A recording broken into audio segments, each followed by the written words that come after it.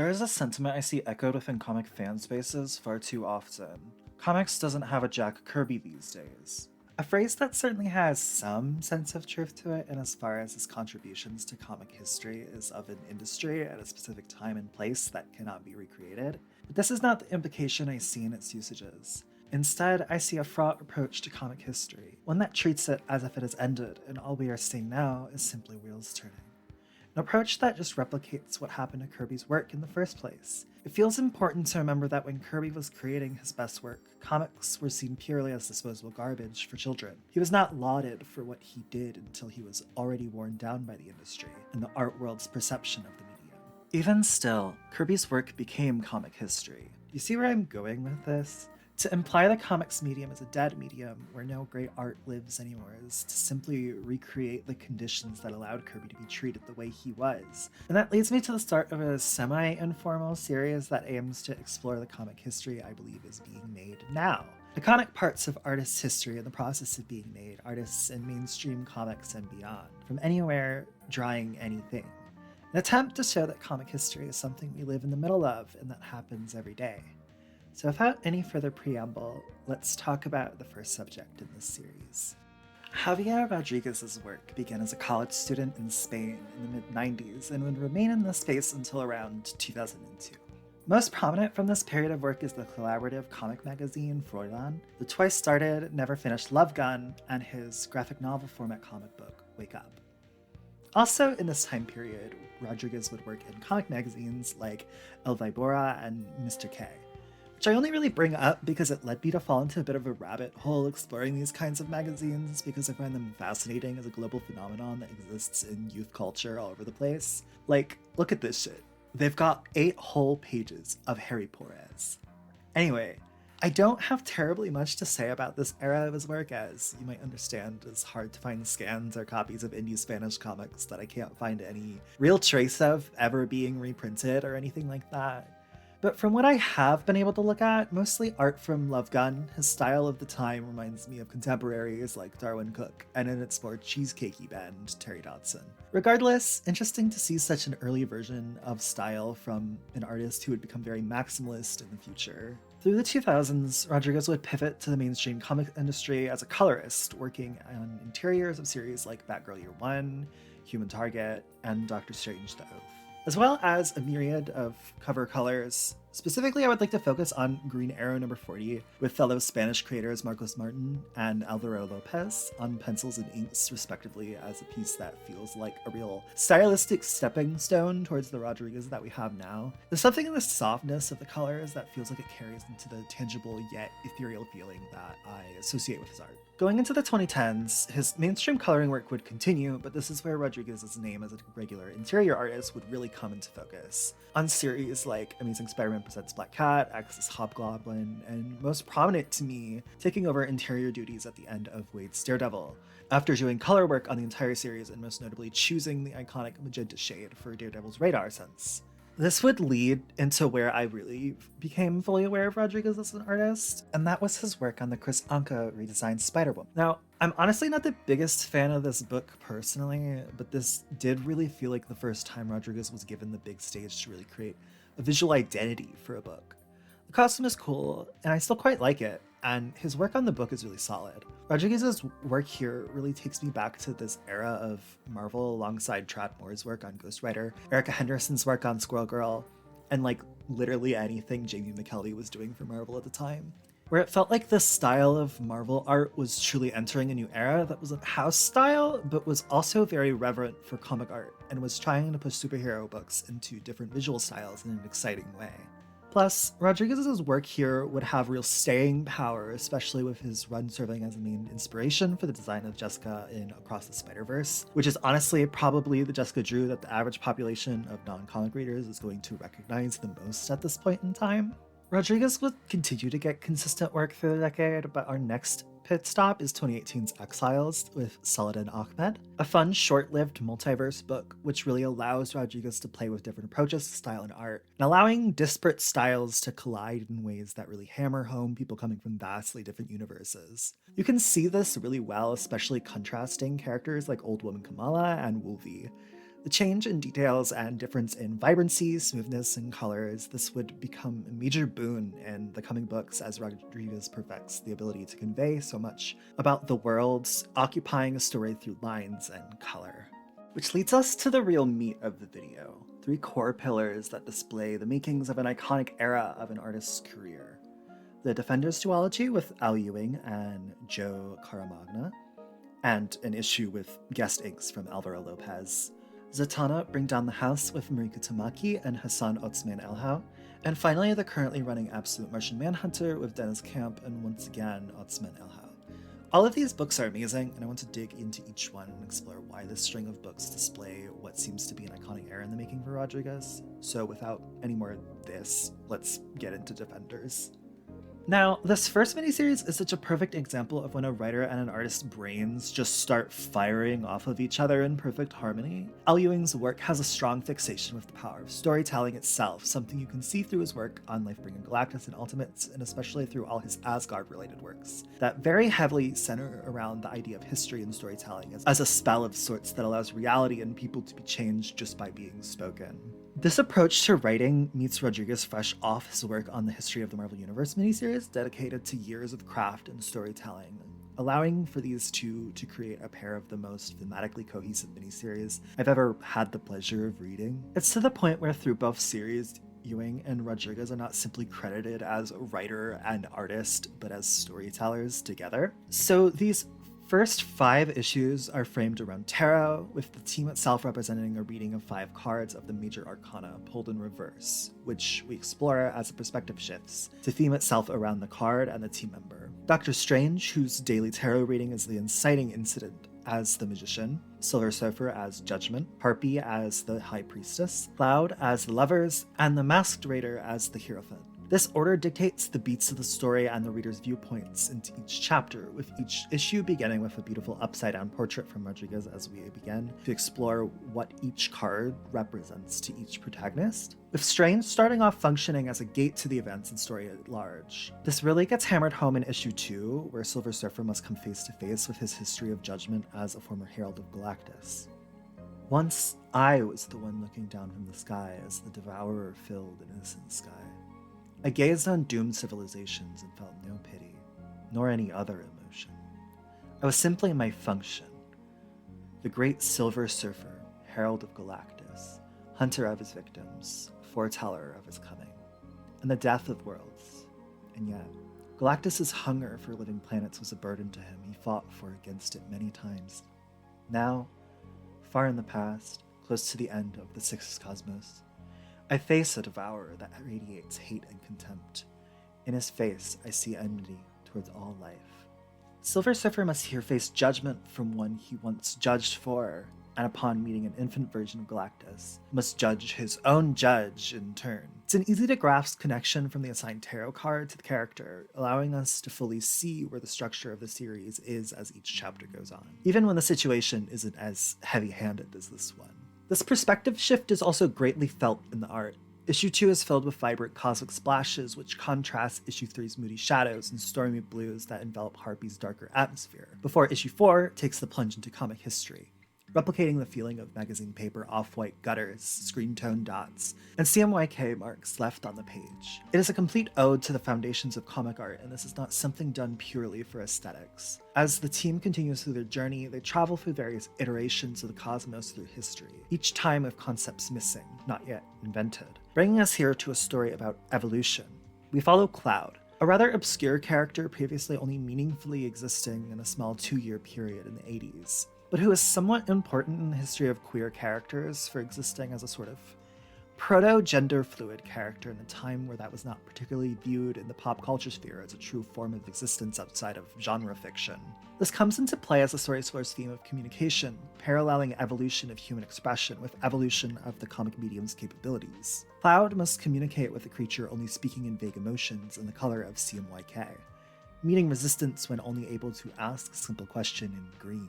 Eventually, higher beings appear, and upon communicating, colors pour out of them, and they are able to use their limited palette to speak readable words.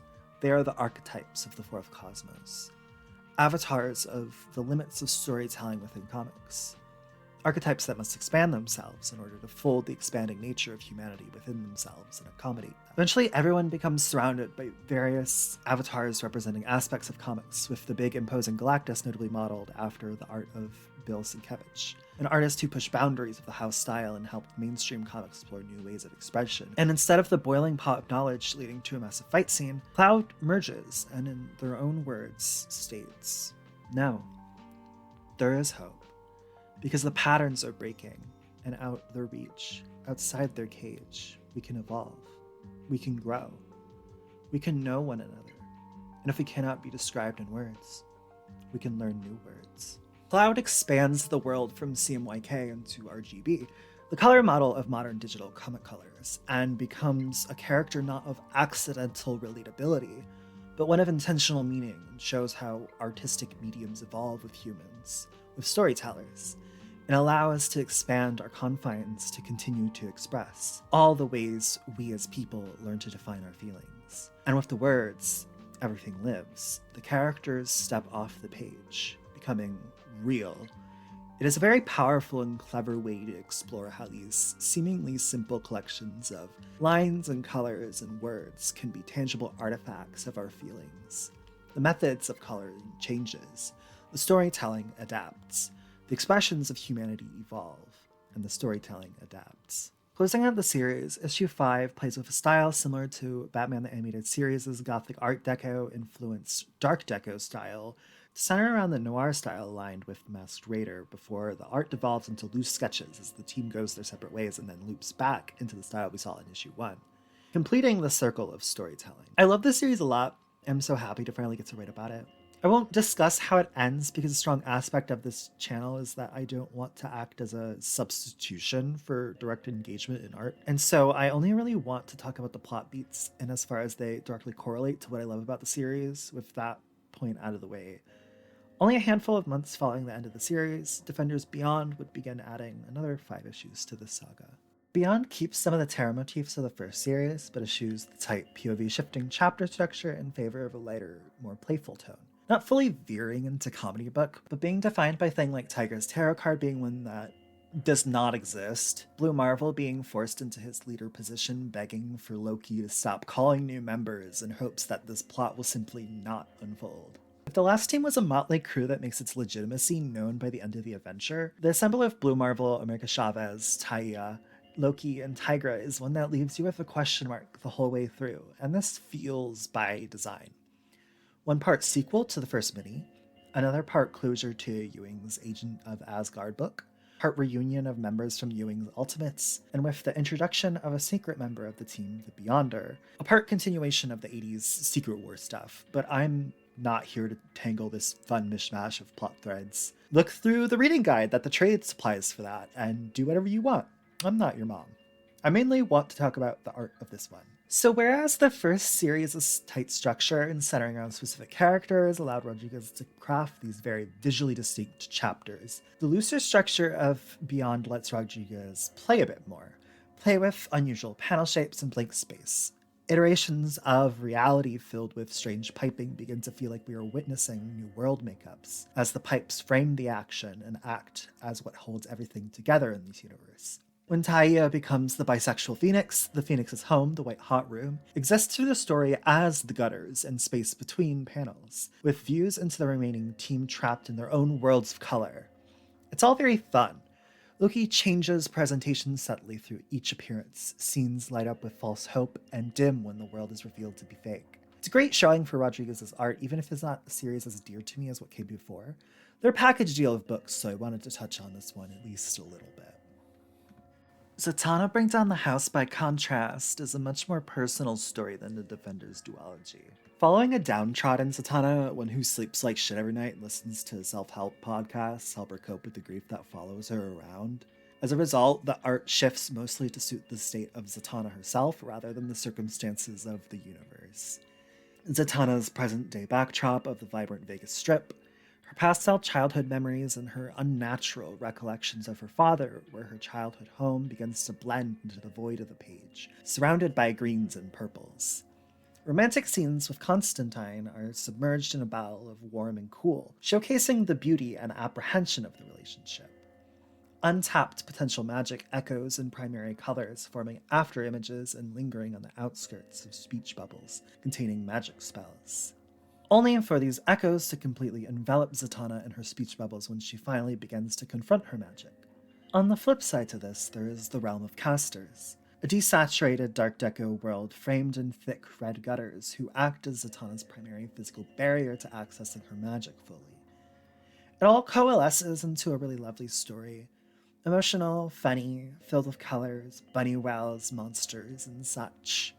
One of my favorite moments in this is when Zatanna does a little acrobat move with her legs going through the O's of the sound effect. Just so charming.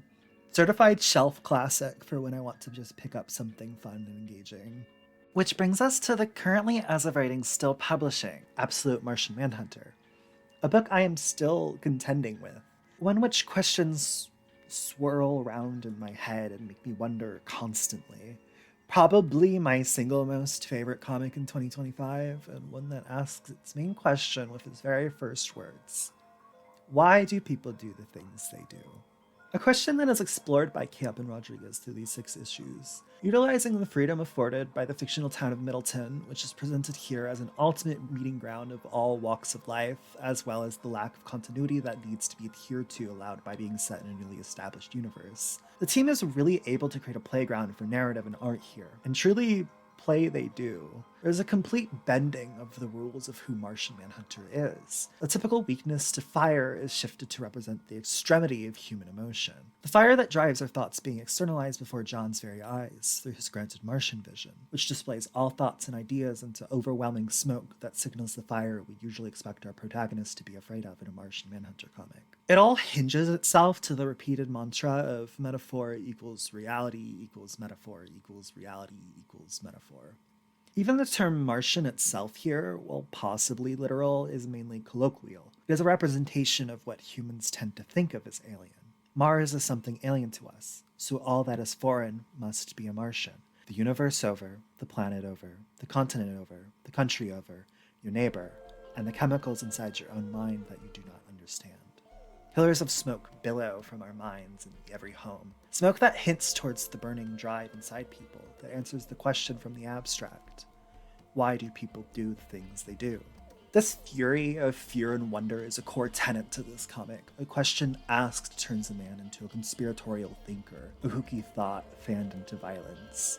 Another wonders if she even really knows the man she married, and this boils until exploding. All the questions asked, all the things people do, build up and burst before spreading through the dark of the night. Woven into the structure of the narrative, and all haunted by the specter of the White Martian, who might literally in the story be an alien antagonist, but is metaphorically a representation of societal woes, although for the reader the role may be reverse, or rather, it is all both.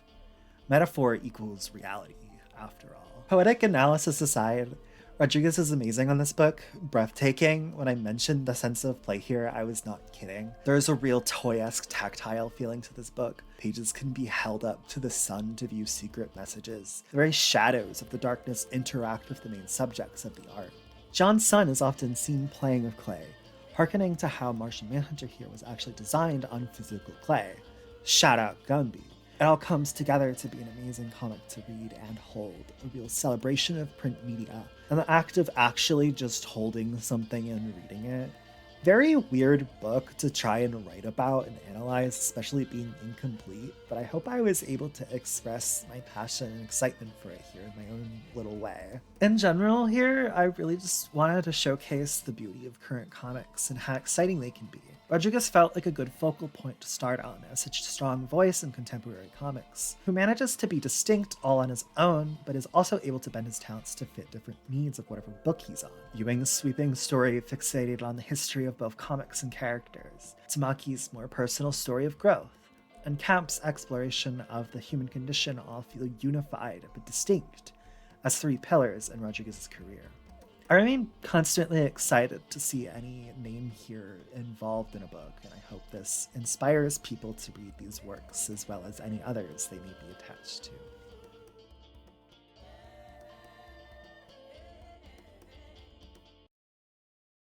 Hello, Editing Lila here, and I just wanted to say thank you for watching to the end of the video, and I really appreciate all the feedback and constructive criticism that I got on the last video.